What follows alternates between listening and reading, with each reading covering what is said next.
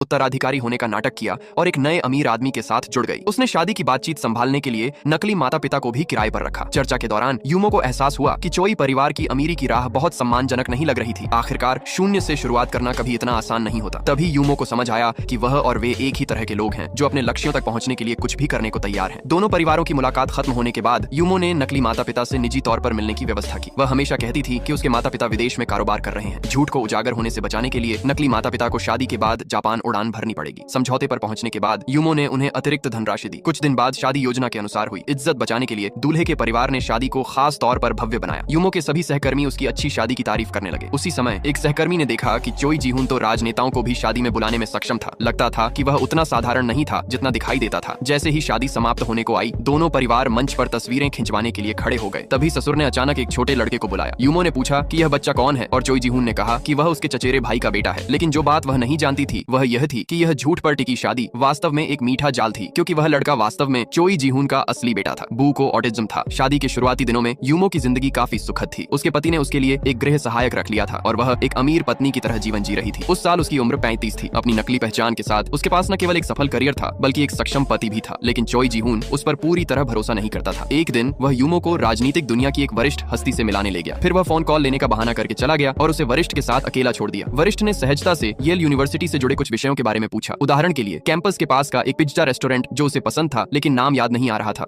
हालांकि यूमो कभी अमेरिका नहीं गई थी, उसने पूरी तैयारी की थी। वह वरिष्ठ के सभी सवालों का जवाब देने में सक्षम थी और वह इस समय अपने स्कूल की सबसे लोकप्रिय अध्यापिका थी। जब चोई जीहुन वापस आया तो यह दृश्य था जो उसने देखा। अगर उसकी पत्नी उस वरिष्ठ हस्ती की मान्यता प्राप्त कर सके तो यह उसके राजनीतिक करियर में एक बड़ी संपत्ति होगी। जब यूमो ने अपने पति को राजनीति पर चर्चा करते देखा तो वह खुश तो थी लेकिन भीतर से असहज भी थी। अगर वह सच में राजनेता बन गया तो उसकी नकली पहचान अंततः उजागर हो जाएगी। कुछ दिनों बाद येल एलुमनाई एसोसिएशन ने एक सभा आयोजित की। यूमो को एक कनिष्ठ पूर्व छात्रा के रूप में आमंत्रित किया गया। सौभाग्य से असली लियाना शायद ही कभी कक्षा में उपस्थित होती थी और बहुत कम लोग वास्तव में उसे जानते थे। और यूमो डिजाइनर ब्रांड पहनती थी और गरिमा से रहती थी। किसी को एहसास नहीं हुआ कि वह एक धोखेबाज थी। इसी तरह यूमो ने 2 साल तक अपनी चमकदार जिंदगी बनाए रखी। एकमात्र अफसोस यह था कि उसका पति हमेशा व्यस्त रहता और शायद ही घर आता। अकेलापन महसूस करते हुए उसने अपने वरिष्ठ जीहुन से मन की बात साझा की। लेकिन जीहुन ने चोई जीहुन के प्रति समझ दिखाई, क्योंकि वह तो सिर्फ अखबार में एक कनिष्ठ रिपोर्टर थी लेकिन वह हमेशा से राजनीतिक खंड में शामिल होना चाहती थी। इसलिए वह चोई जीहुन की शक्ति की इच्छा को समझती थी। तभी वेटर मिठाई और पति का बिल लेकर आया। जब जीहुन ने देखा कि एक ही भोजन की कीमत 640,000 वोन थी तो वह चौंक गई। वह एक बार फिर यूमो की आर्थिक शक्ति से प्रभावित हुई तो उसने यूमो से पूछा, अमीर होने का सबसे बड़ा फायदा क्या है?